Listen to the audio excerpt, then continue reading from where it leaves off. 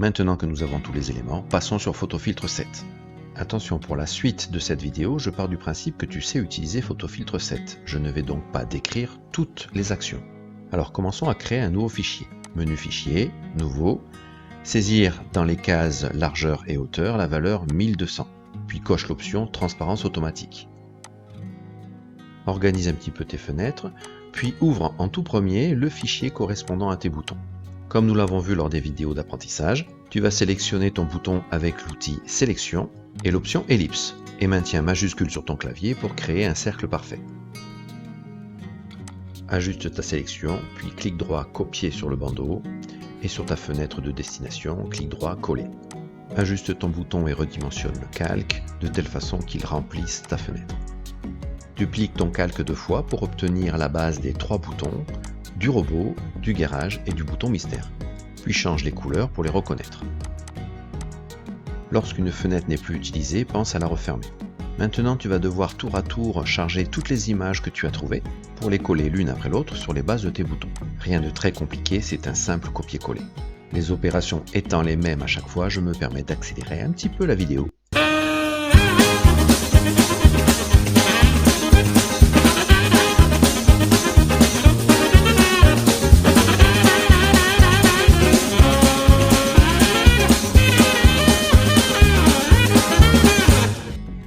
Bon, voilà qui est fait. Alors, comme ça fait un petit moment que tu travailles dessus, il est temps d'enregistrer ton travail. Donc, comme d'habitude, si c'est la première fois que tu enregistres ton fichier, menu fichier, enregistrer sous, puis dans la zone nom du fichier, tu vas indiquer ta classe, ton nom, ton prénom et bouton. Car il est important, souviens-toi, de lui donner un nom explicite. On décoche l'option compression et on clique sur OK. Bon alors c'est un petit peu le bazar, mais on va vite arranger tout ça en cachant chacun des calques. Pour ça, clic droit et tu prends l'option visible. Bon alors commençons à créer notre premier bouton. Pour cela, tu en rends un visible et tu changes sa couleur pour qu'il corresponde à ton groupe. Ici, nous prendrons par exemple le groupe Crovero avec sa couleur bleu foncé. Et pour être organisé et rigoureux, tu penses à renommer ce calque en lui donnant le nom de bouton robot puisque nous allons commencer par créer les boutons du robot.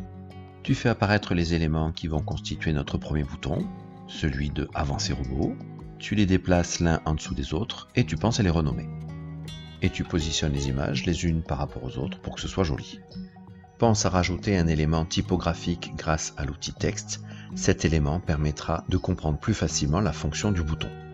Prends le temps surtout d'ajuster la couleur et l'orientation de chacun de ces éléments pour que ton bouton soit design. Et encore une fois, pense à renommer tes calques au fur et à mesure. Pour incliner un élément, rien de plus simple, clic droit, prendre l'option Transformation paramétrée, puis ajuster l'inclinaison en faisant varier l'angle. Les éléments noirs ou blancs peuvent être recoloriés à partir de l'outil de remplissage. Tout est possible en fait, c'est à toi de trouver la bonne harmonie entre les couleurs et les formes. Quand ton premier bouton est fini et que tu es content de ton travail, tu peux passer à la réalisation du deuxième bouton en cachant les éléments qui sont inutiles pour sa réalisation.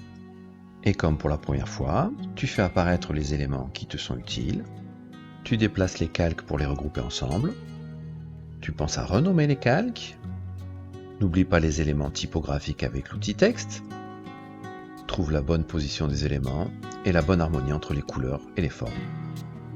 Et n'oublie pas d'enregistrer de temps en temps. Pour la suite, il suffit de recommencer autant de fois que tu as de boutons. Et comme ça risque de prendre un petit peu de temps, moi je passe en accéléré.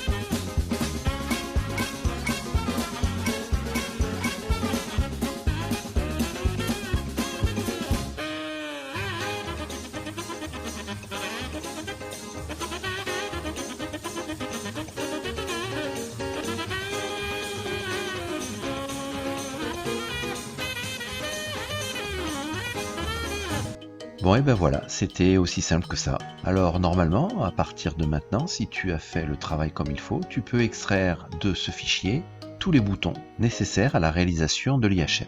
Pour cela, tu affiches les éléments du bouton que tu souhaites enregistrer, comme pour ici le bouton mystère par exemple. Puis sur le bandeau, tu fais clic droit et copier avec Fusion. Puis dans la zone de travail, clic droit, coller en tant qu'image. Tu obtiens ainsi ton premier bouton. Pour les autres, c'est exactement la même chose. Tu caches les éléments qui ne sont plus utiles et tu fais apparaître les autres. Clic droit sur le bandeau, copier avec Fusion, clic droit sur la zone de travail, coller en tant qu'image. Bravo, tu viens de réaliser ton deuxième bouton. Recommence cette opération pour tous les autres. Et c'est reparti!